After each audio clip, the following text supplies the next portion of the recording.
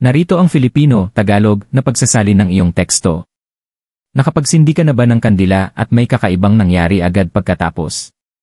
Paano kung sabihin ko sa'yo na ang pagsindi nito sa isang eksaktong oras ay maaaring magdala ng hindi inaasahang pera sa loob ng ilang araw? Hindi mo kailangan ng swerte. Hindi mo kailangan ng koneksyon. Isang apoy lang, isang lihim na oras at ang tamang mga salita. Hindi ito pamahiin. Libu-libong Pilipino na ang sumusubok nito at nanunumpa na binago nito ang kanilang buhay. Mula sa biglaang ayuda, sa sorpresa na sweldo, hanggang sa mga matagal ng utang na nabayaran na. Kung ang pera ay tila lumilihis sa iyo nitong mga nakaraang panahon, maaaring ang video na ito ang tanda na matagal mo nang dinadalangin. Narito ang Filipino, Tagalog, na pagsasali ng iyong teksto. Sa bawat tahanang Pilipino, ang mga kandila ay higit pa sa simpleng ilaw.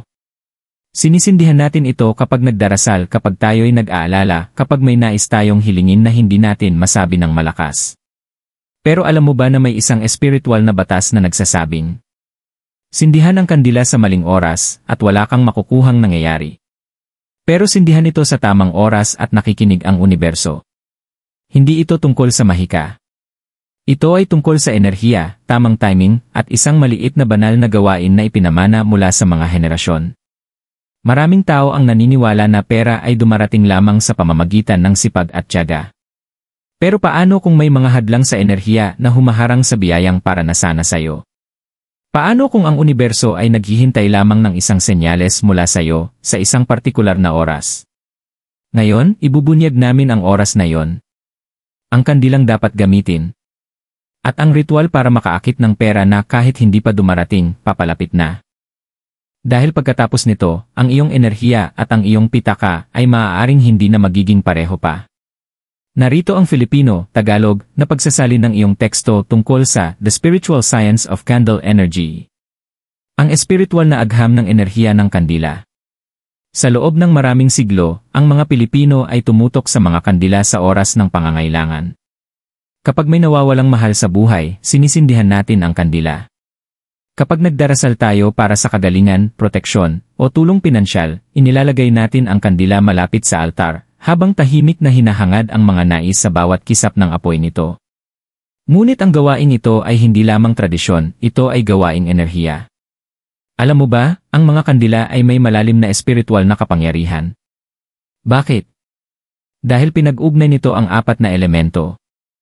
Ang wax ay nagmumula sa lupa. Ang apoy ay apoy. Ang usok ay umaakyat sa hangin.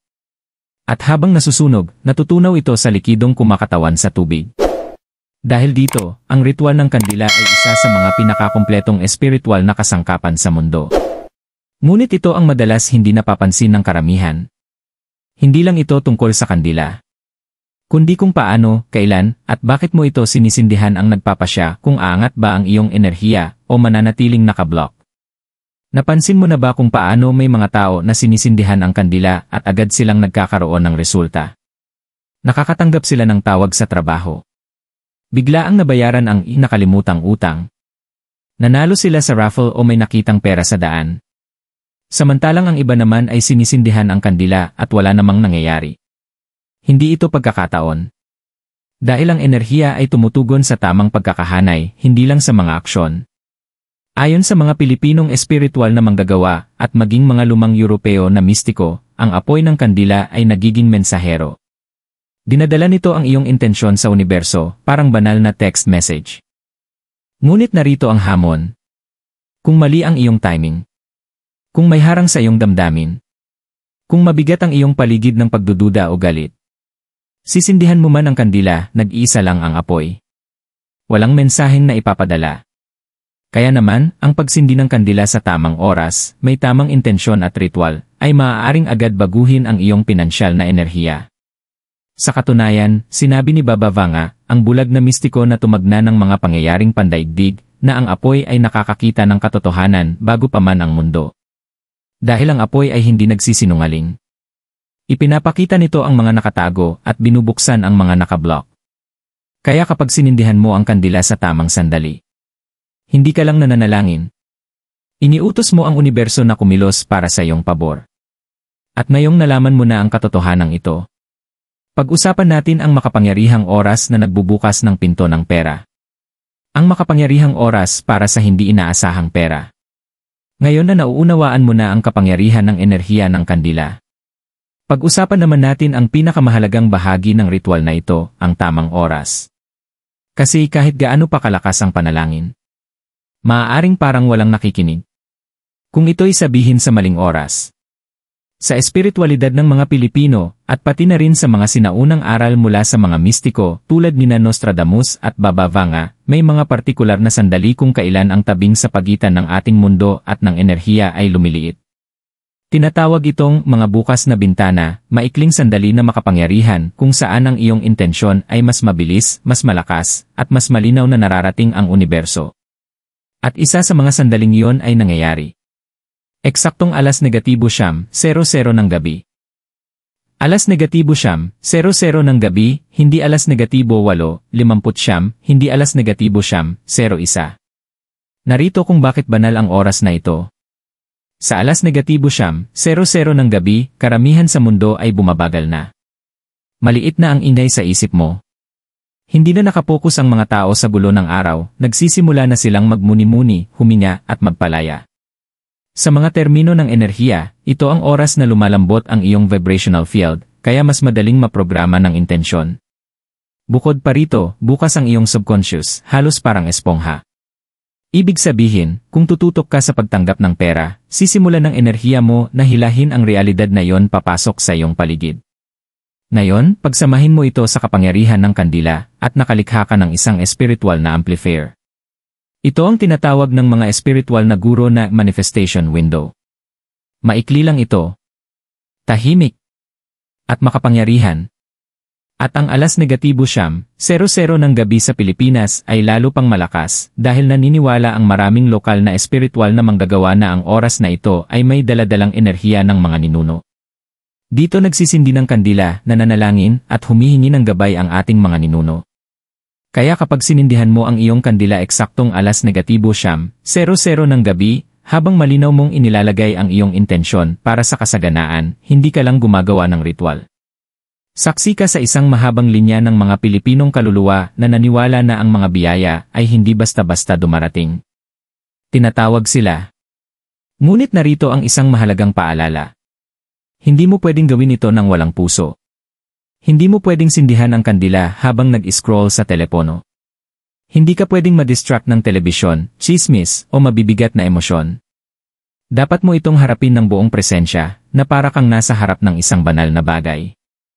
Dahil ikaw nga. Ngayon, baka magtanong ka. Pwede ba itong gawin kahit anong gabi? Pero pinakamalakas ito kapag sa mga panahon ng bagong buwan, new moon, kung nais mong tumanggap ng bagong pera.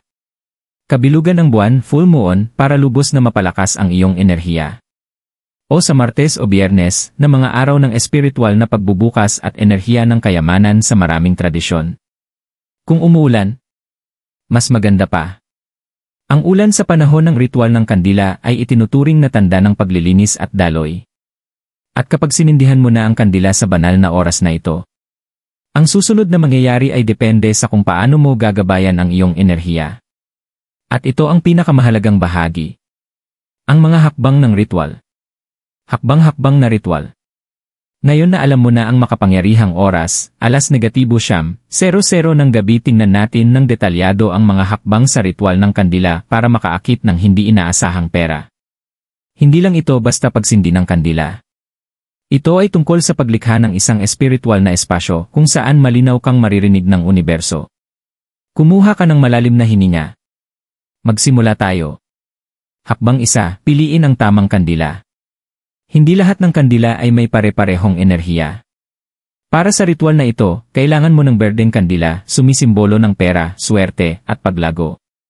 Kung wala kang berde, okay na ang puti ay kumakatawan sa kadalisayan at ito ay pangkalahatang daluyan ng enerhiya.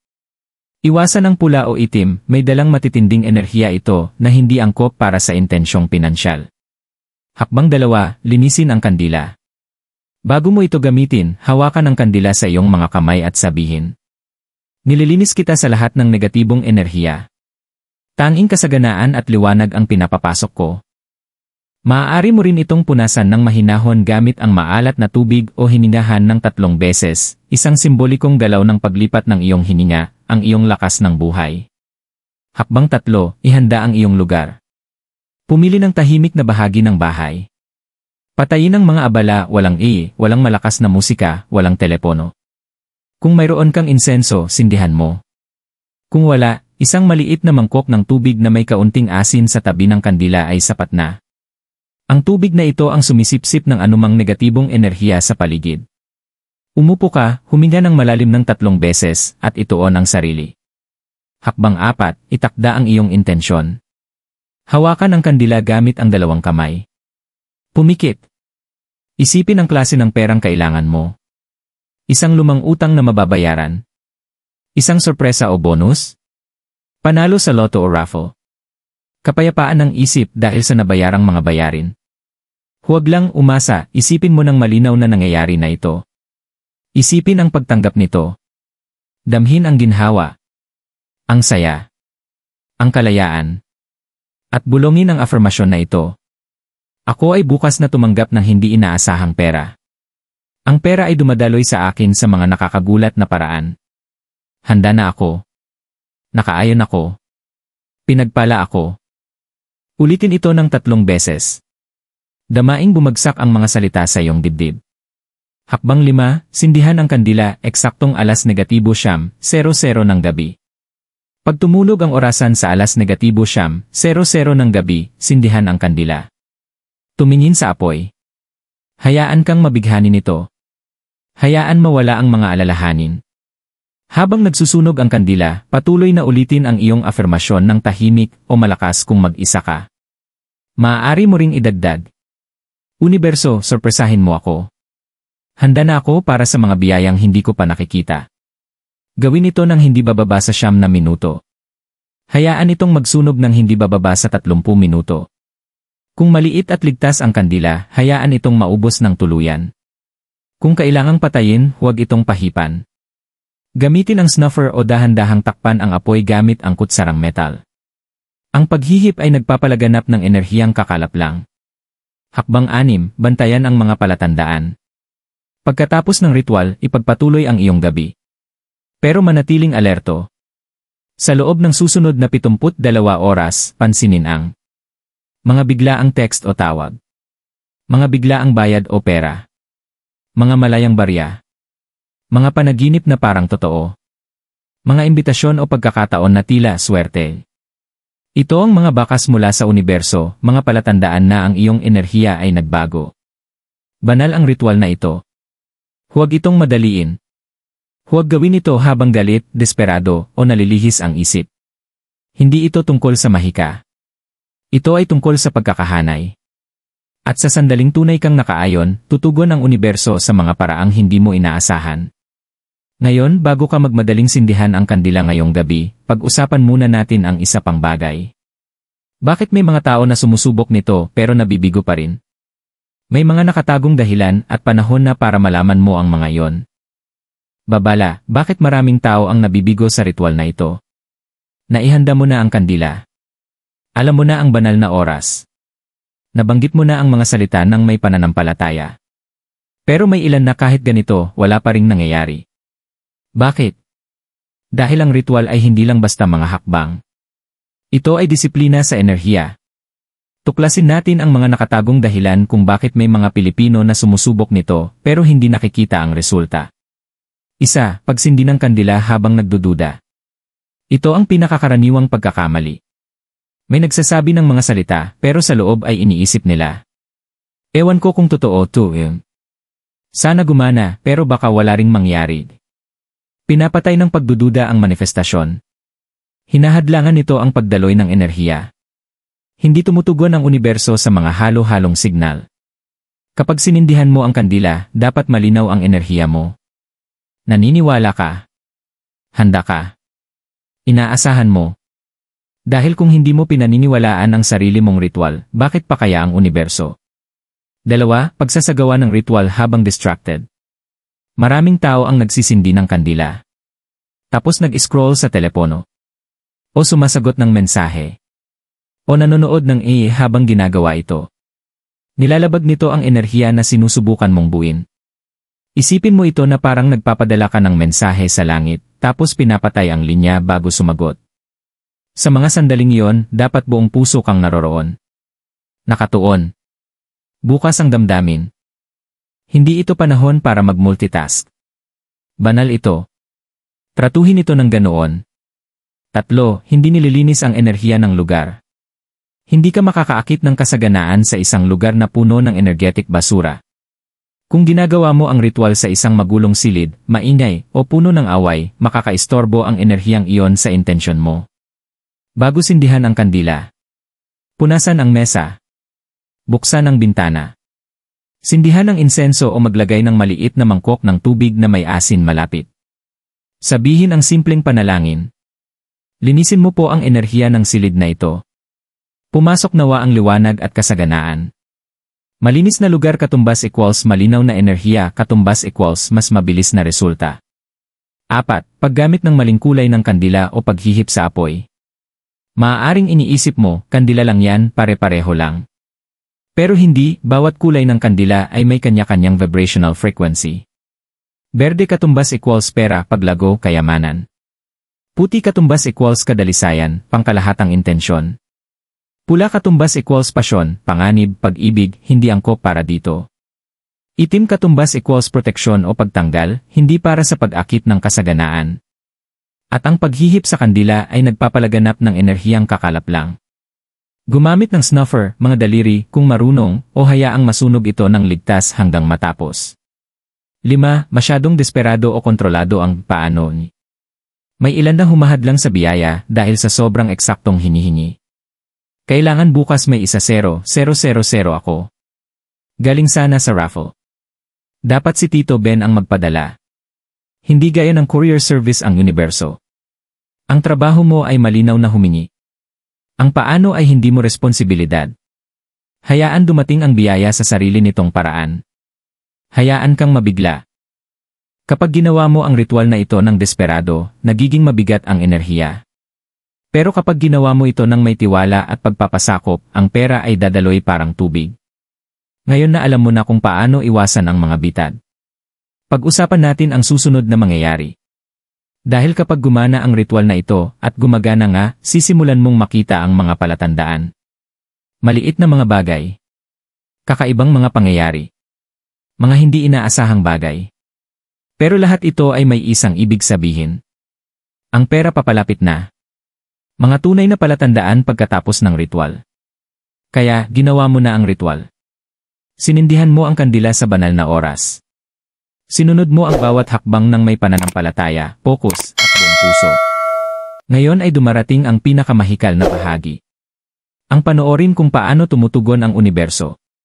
Pero may isang mahalagang bagay. Bihira lang dumating ang pera ng biglaan. Sa halip ito ay bumubulong. Nagsusuyo. Ginagabayan ka patungo sa kasaganaan. Paano mo malalaman na ito ay gumagana?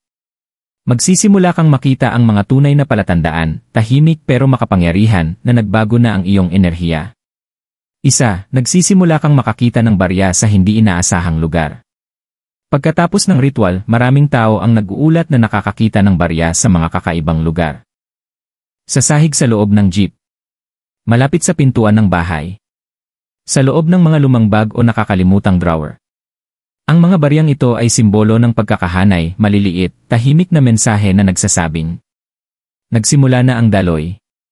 2. Dumating ang delayed na bayad. May nangako ba sa'yo na babayaran ka? O baka ang isang kliyenteng matagal nang hindi nakikipag-ugnayan biglang nag-message? O isang matagal ng kaibigan na nagbayad ng utang? Hindi ito mga pagkakataon lang. Ito ay pagwawasto ng enerhiya, pagdadala ng pera na sayo na, pero dati ay nakablock. 3. Mga panaginip tungkol sa tubig, kandila, o pera. Sa paniniwala ng mga Pilipino, may dalang mensahe ang mga panaginip. Pagkatapos ng ritual, maaaring mangarap ka ng umaagos na tubig, sumisimbolo ng kasaganaan. Mga kandila, malakas ang espiritual na koneksyon. Pagtanggap o pagbibigay ng pera. Huwag baliwalain ang mga panaginip na ito, kumpirmasyon ito ng iyong subconscious na natanggap na ang intensyon mo. 4. Mga biglaang oportunidad na tila swerte. Maaaring makatanggap ka ng imbitasyon sa raffle. Mapili sa isang proyekto. May alok na libre. May biglaang padalang load o cash mula sa iba. Ganito tumutugon ang universo sa tiwala. Sa pamamagitan ng mga tao, pangyayari, at coincidences na matagal nang naghihintay, binuksan mo lang ang pinto. 5. Pakiramdam ng kaliwanagan o ginhawa. Minsan, ang unang palatandaan ay hindi mula sa labas. Ito ay mula sa loob. Bigla kang makaramdam ng mas pag-asa. Mas kaunting pag-aalala tungkol sa pera. Pasasalamat ng walang dahilan. Kasiyahan kahit walang malaking nangyari. Iyan ang paglabas ng enerhiya. Iyan ang pagkakahanay. Iyan ang vibration ng pagtanggap at ito ang huling hakbang bago dumating ang kasaganaan. Kaya kapag nagsimulang lumitaw ang mga palatandaang ito, kilalanin sila. Sabihin ang isalamat ng malakas. At tandaan, ang universo ay gumagalaw sa likod ng mga eksena, naghahanda ng mga bagay na hindi mo inaasahan. Pero bago tayo magtapos, tapusin natin ang paglalakbay na ito sa isang huling mensahe, paalala ng iyong kapangyarihan, iyong halaga, at ang biyayang papalapit na. Pangwakas na mensahe, imbitahan sila na magtiwala sa proseso. Kung narito ka na sa puntong ito, ibig sabihin ay may handang magbago sa loob mo. Handang tumanggap. Handang tuluyang pakawalan ang paniniwalang mahirap laging matagpuan ang pera. Dahil ngayon alam mo na ang katotohanan. Hindi mo kailangang humingi ng tulong sa universo. Kailangan mo lang makiisa rito. Ang pagsindi mo ng kandila ay hindi lang isang ritual. Ito ay isang gawa ng tapang. Isang gawa ng pananampalataya. At isang tahimik na pahayag sa universo. Hindi na ako naghahabol ng pera. Ngayon, inaakit ko na ito. Hindi mo kailangang maghintay hanggang ikaw ay lubos ng nalunod sa mga bayarin. Hindi mo kailangang paulit-ulit na sabihin sana all. Hindi mo kailangang paniwalaan na hindi ka sapat na maswerte. Dahil ang mga biyaya ay hindi lang para sa mayayaman. O sa makapangyarihan. O sa sikat. Ito ay para sa mga bukas ang puso. Mga nakaayon. Mga handa. At ikaw. Napatunayan mo na ikaw ay tatlo sa mga yon. Ngayon, hayaang sorpresahin ka ng buhay. Pakawalan mo ang resulta. Pakawalan mo ang mga takdang oras. Pakawalan mo ang pangangailangan na ito ay mangyari sa isang tiyak na paraan. Sa halip, ulitin mo ng tahimik ngayong gabi, kahit patay na ang kandila. Ngayon, ako ay naglalakad sa enerhiya ng kayamanan. Ako ay ligtas. Ako ay pinapagkalooban. Handa na ako para sa higit pa. Ngayon ay mumiti ka. Kahit wala pang nagbabago. Dahil ang pagngiti ay ang vibration ng isang taong alam na may magandang paparating. Ngayon, gusto kitang tanungin puso sa puso. Nagawa mo na ba ang ritual? Ano ang naramdaman mo habang nagsusunog ang kandila? Napansin mo na ba ang anumang palatandaan? Ikwento mo ang iyong karanasan sa comment section sa ibaba. Hindi mo alam, maaaring ang iyong kwento ang magbigay inspirasyon sa ibang kaluluwang tahimik na naglalakbay. At kung ang video na ito ay nakaantig sa'yo, kung ito ay tumimo sa isang malalim na bahagi ng iyong puso, huwag kalimutang i-like, i-share, at mag-subscribe para makatulong na mas maraming Pilipino ang muling kumonekta sa kanilang enerhiya, mga ritual, at kapangyarihan na tumanggap. Dahil hindi lang ito tungkol sa pera. Ito ay tungkol sa pag-alala kung sino ka talaga. Isang kaluluwang nilikha para sa kasaganaan. Isang espiritong handang tumanggap. At isang liwanag na handa ng magningning.